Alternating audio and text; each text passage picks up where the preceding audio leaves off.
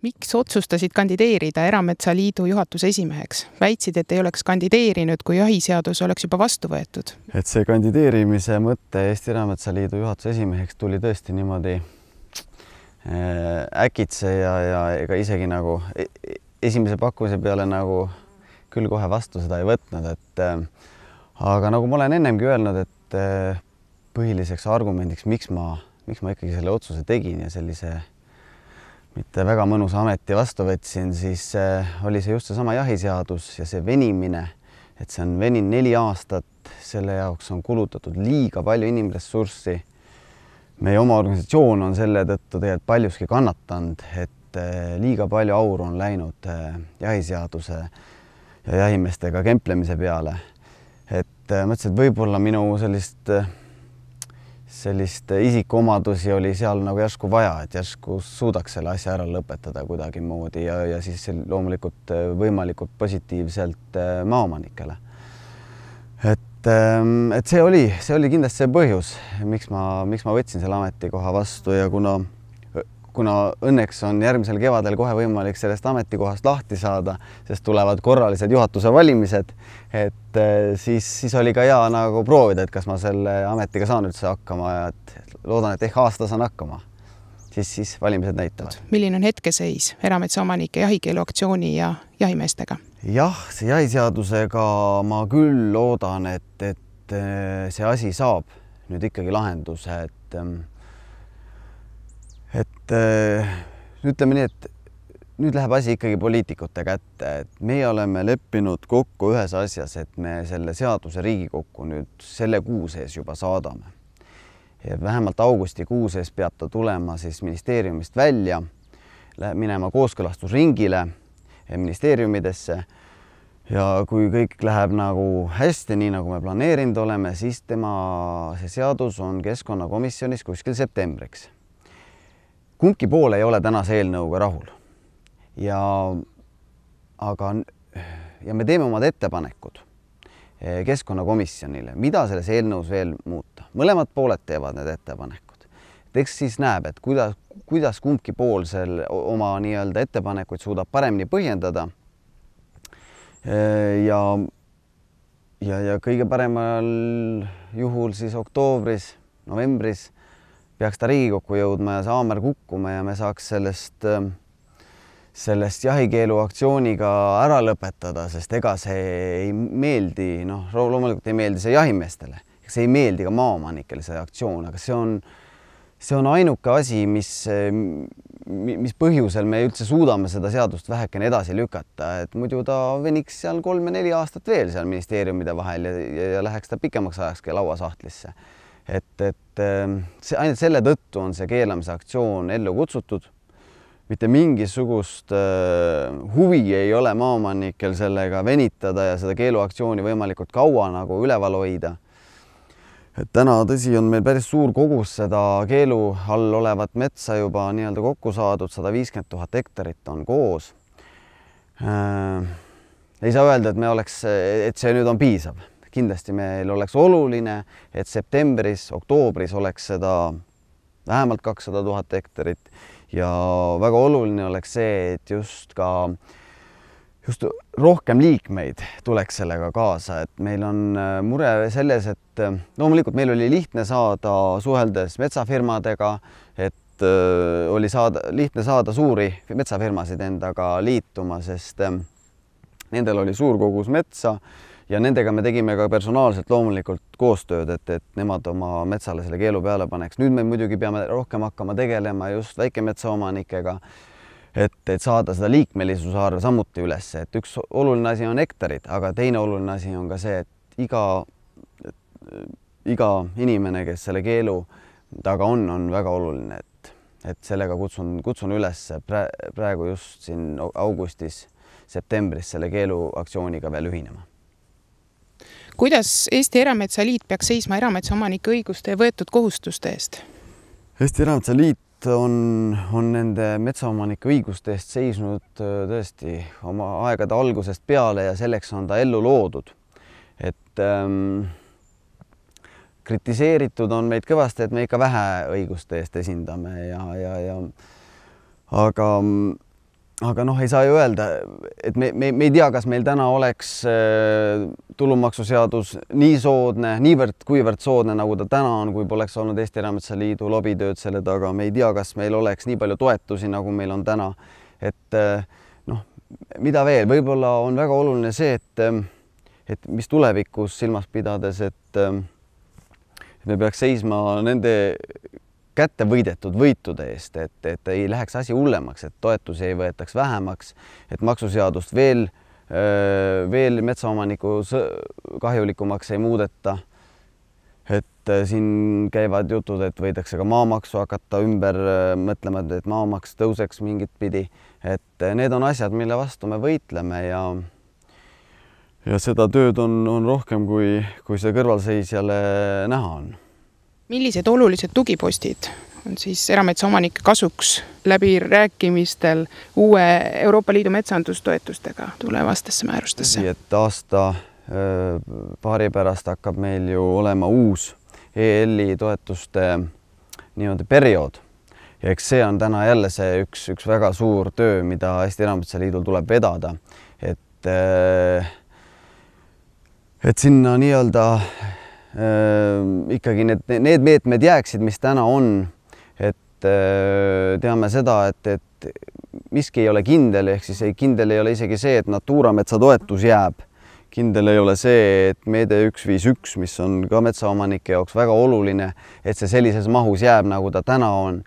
Et see on väga suur töö, et need sinna uude meetmesse ka sisse jääksid. Et jah, kui me rääkisime praegu eeltoetustest, siis loomulikult on meil olemas ka siseriiklikud toetused. Ja noh, tänavu aastast alates on väga oluline toetus veel metsale, siis metsamaaparanduse toetus. Et muidugi see eelarve maht ei ole teab mis suur, aga esimeseks aastaks nii-öelda näpu harjutamiseks on see jällegi piisav, et me saame need vead sealt välja juurida nii bürokraatia poole pealt kui ka praktika poole pealt, et need asjad ühildada kõik. Et loomulikult me tahaks, et selle meetme maht nagu lähitulevikus kasvaks, et see on väga oluline. Ja noh, täna muidugi õnneks on siseriiklikest toetustest olemas ka metsa uuendamise toetus, mis on samuti väga oluline, et seda metsa uuendamistöid ikka teha, aga väga tihti kohtad metsas seda nii-öelda rumalust, et kus on küll nähtud palju vaeva metsa uuendamise peale, võib-olla on ebaratsionaalselt kasutatud maksumaksja raha, kuna veerežiim on jäänud reguleerimata. Et noh, ei ole mõtet metsa investeerida, kui veerežiim on reguleerimata. Et see on Eesti tingimustes oluline, kus meie sademete hulk ületab selgelt aurumise ja just, et eriti kui just raiudes metsa näed seda, kuidas just seal kraavi läheduses, mis 100 aastat tagasi on labidaga sisse visatud Saaremaa meeste poolt, siis näed, mismoodi seal on see mets nagu kosunud ja näed, kui kaugele see kraavi mõju on ulatunud, et olenevalt siis mullastikust seal 30 kuni 100-150 meetrini. Et siis saad kui aru alati, et kui oluline see metsamaaparandus on, et tihti on nii, et vabalt võid jätta selle metsauuenduse tegemata, parem investeerid selle raha maaparandusse ja tulemus on tegelikult oluliselt parem kui see, kui sa läbi nii-öelda vägisi sinna istutad ja üritad seal midagi metsa kasvatada. Milliseks on kujunenud Erametsaliidul side teiste metsandusorganisatsioonidega ja kuidas metsaühistud uue metsaseaduse valguses käituma peaks? Et tõsi ta on, et nagu siin alguseski märkisin, et jahiseadus on võtnud täna organisatsioonilt liiga suure osa meie tegevusest, et meie oma liikmetega suhtlemine on jäänud tahaplaanile. Tunnistama, et meil on ka mõned liikmed küll ka ära läinud, et need ei ole head märgid, et siiralt loodame, et neid kergekäeliselt ära minejaid oleks võimalikult vähe ja peame tegema oma liikmetega rohkem tööd, selgitada, mida me teeme, mida juhatus teeb ja loodame, et ikkagi meie liikmelisus kasvab iga aastaga, sest igal sammul me näeme seda, et ikkagi need oponendid saavad meile jälle nina alla hõõruda, et meil on ikka liikmeid vähe ja te ei esinda ikkagi piisavat osa metsaomanikke. et see on suur töö.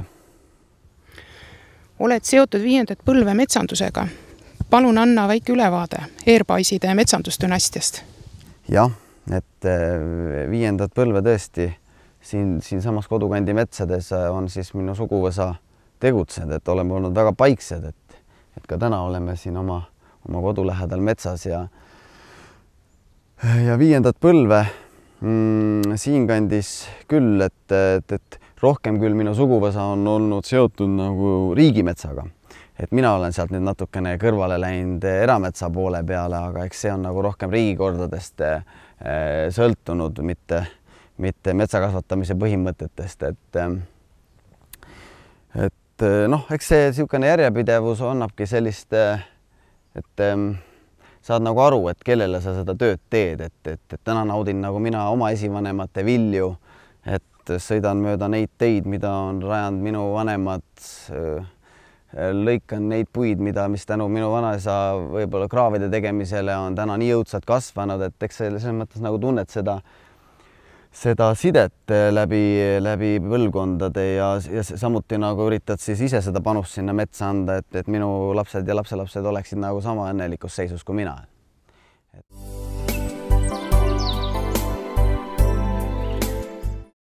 Üraskitõrje peamine mõte on hoida üraskite arvukus metsas võimalikult madalal tasemel. Selleks on mõned lihtsad võtted. Esiteks tuleb õigeaegselt, tähendab enne üraskite lendlust, eemaldada metsast värske metsamaterjal ja värske tormikahjustatud puit, tormieide, tormi murtud puit. Seda tuleb teha kevadel, aprillikuuses, vähemalt enne üraskite lendlust. Teiseks, metsa tuleb jätta väike kogus püünispuid. Need me võime valida näiteks värske tormikahjustatud puude hulgast, tormi ehitatud või tormi murtud puude hulgast, jätta need metsa või kui sellist materjali ei ole, siis langetame mõned püünispuud eelmise aasta üraskikolde läheduses ja jätame need metsa seniks, kuni nad on üraskite poolt asustatud. See tavaliselt juuni keskpaigani. Selleks ajaks on üraskid nendele püünispuudele oma aude rajanud ja siis tuleb nad metsast eemaldada. Meie oludes on see tavaliselt enne jaanipäeva. Aga samal ajal peame vaatama ka oma metsas üle rohelise võraga kasvavad seisvad puud ja jälgima neid, kas need on üraskite poolt asustatud. Need nõndanimetatud värskelt asustatud puud tuleb samaaegselt püünispuude eemaldamisega metsast samuti raiuda ja koos üraskitega metsast välja vedada. Värskelt asustatud puud tunneme ära siis näripuru järgi, mis sisenemisavadest välja pudeneb ja tavaliselt puu juurekaelale jääb või koore rõmedesse pidama jääb või siis puu all kasvavatele taimelehtedele, aga tänavune vihmane suvi on selle näripuru maha pesnud ja seetõttu on see halvasti nähtav. Aga siis saame tüve hoolikalt vaadata ja natukene noaga seal urgitseda ja vaadata, kas see puu on üraskite poolt värskelt asustatud. Igal juhul värskelt asustatud puud tuleb raiuda juunikuuses ja need samuti metsast eemaldada. Ja järgmine võimalus on siis kasutada igasuguseid püüniseid näiteks. Üraskitele on loodud ka feromoonpüünised, feromoonid on lõhnaained, mis mõjutavad siis üraskite või putukate käitumist. Üldse on putukate kommunikatsiooni vahend nagu informatsiooni vahetamise vahend. Ja üraskitel toimivad agregatsiooni feromoonid, nõndanimetatud koondumisferomoonid, mis siis annavad informatsiooni selle kohta, et see puu on üraskitele sobiv asutamiseks, kui esimesed putukad on sinna peale lennanud. Nüüd edasi siis vaatame ka mõningaid siis üraski püüniseid.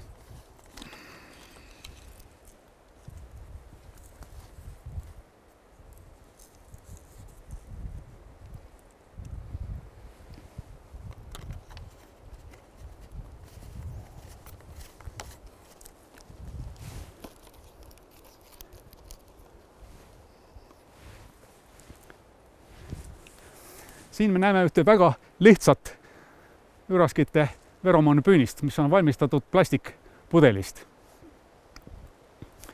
Siia on paigutatud siis feromoondispenser, väike pakikene, mis on immutatud siis selle lõhnaga, mis siis meelitab üraskeid siia ligi. Ja nagu me näeme, mõned on ka siin südasuvisel ajal siia püünisesse sattunud.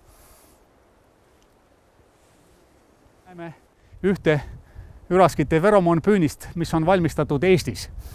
Eestis hakati üraskite feromoone ja feromoonpüüniseid üraskitõrjeks uurima ja rakendama 1970. aastate sees juba.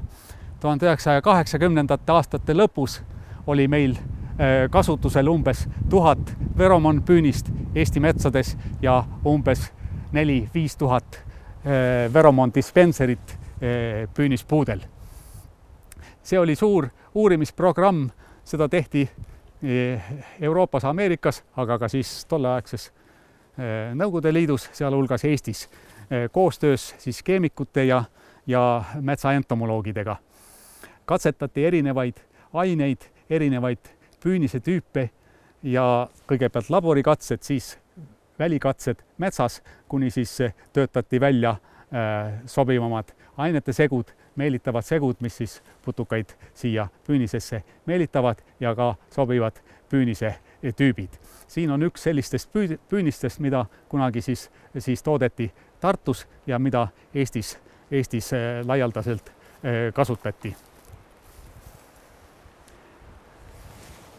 Siit lähtuv siis lõhn, feromoondispenserist lähtuv lõhn meelitab siia putukad, nii isas kui emas mardikad, need lendavad, põrkavad vastu seda paneeli, see on ristpaneel püünis, kukuvad siia lehtrisse ja jäävad siis alla siia kogumis anumasse või võib selleks kogumis nõuks olla ka kilekott.